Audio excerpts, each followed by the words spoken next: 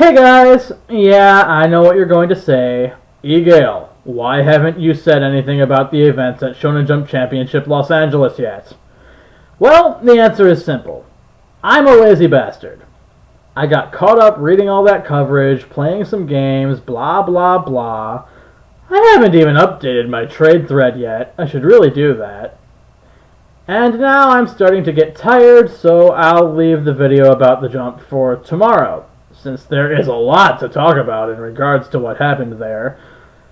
Anyhow, the full spoiler for Turbo Pack Booster 2 was released this weekend, and I do have the energy to throw together something about that, so let's do it. In a word, I would describe this pack as subpar. Yes, Turbo Pack 2 had no real hope of competing with Turbo Pack 1 in the first place, but even considering that, I feel that Turbo Pack 2 is just ridiculously underwhelming. To start off, we have Gladiator Beast Heraclinos as the ultimate rare surprise. A lot of people were predicting this based off of the information that was given to us, and I really can't complain about it. Herc is A-OK and perfectly deserving of this slot. Then we have the ultra rare Chaos Sorcerer. We've known about this for quite some time now, but it's still quite a good choice that took a lot of people by surprise. I'm not personally a fan of Chaos Sorcerer, but the thing should never have been common. It's just too good a card not to be holo, and now it finally is. Leading off the super rares is Gravekeeper's Assailant. That's all well and good, I guess. What with the upcoming Gravekeeper's stuff in Absolute Power Force that they want to promote. But I think Gravekeeper's Guard would have been a much better choice for a rarity upgrade, since it's a more widely used card. Oh well. The second super rare is Magical Dimension. Kind of strange, since this was already a rare in some champion pack while we were still under UDE. I don't want to outright bash the card or anything, but it's hardly playable.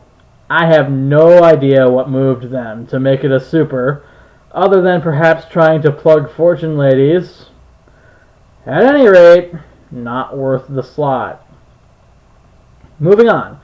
Foolish Burial is also in Turbo Pack 2 as a super. This is actually amazing! Foolish Burial is a really good card that has seen play and continues to see play in a wide variety of decks. With the super in the mix, the value of the common is liable to fall, hopefully making it more available to players on a budget. I kinda wish it was a rare for the whole budget reason, but hell, a super is fine too. The last super slot has been given to Beckoning Light, an obvious choice that a lot of people foresaw, on account this card has been in Lightsworn builds since the dawn of their competitive uprising. The deck is one step closer to being entirely foil. Gonna be stunning to look at.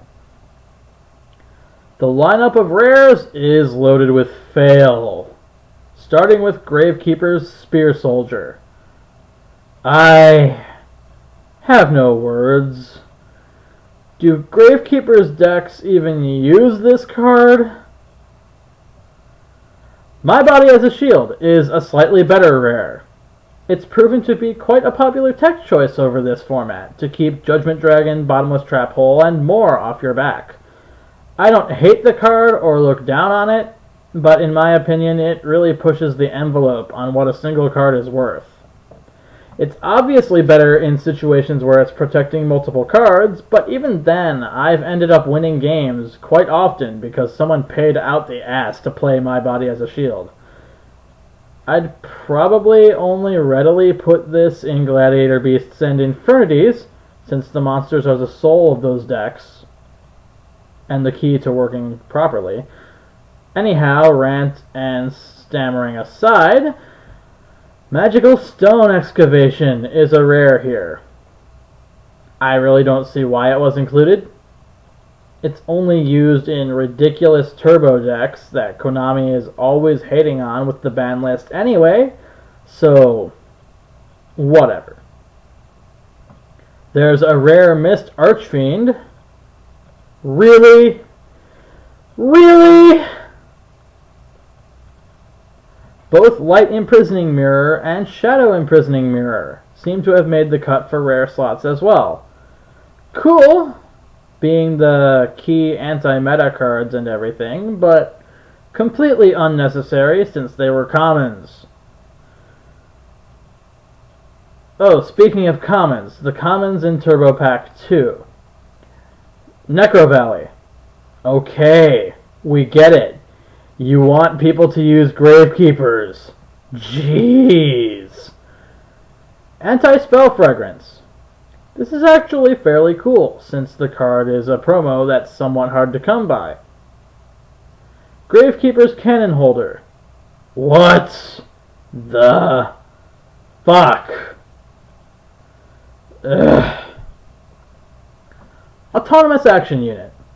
This is passable. It is a playable card that's somewhat good in decks utilizing Power Tool Dragon. Blah. But then we have Anti-Spell. Okay. Why didn't you just put this in the Spellcaster's Command structure deck? Blah. Reflect Bounder. Cute. Chainburn and Starships use it from time to time, I think. Not a bad reprint. Mausoleum of the Emperor.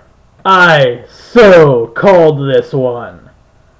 Obvious Earthbound Immortal support, and it goes with the terraformings from Turbo Pack 1. Does that mean it should have been in here? Most certainly not. Gravekeeper's Commandants. Too many Gravekeeper's cards! But hey, at least this guy is playable. It's actually one of the best cards in the theme. Why wasn't this a rare or a super instead? And the last common is Iron Core of Kawakimeru. Was this really necessary? It was already widely available as both an ultra and a rare, from what I remember, and while plugging Kawakimeru is probably good for business, I think it could have been done with a better card, but whatever floats your boat, Konami. So, there you have it. The shitstorm that is Turbo Pack 2. I doubt people will even want to win these things, except for the couple of decent holos they'll only pull once in a blue moon. There's always the next pack, I guess. But we're not liable to see that for at least 6 months. Good job. Not really. I got nothing else to say. Later, guys.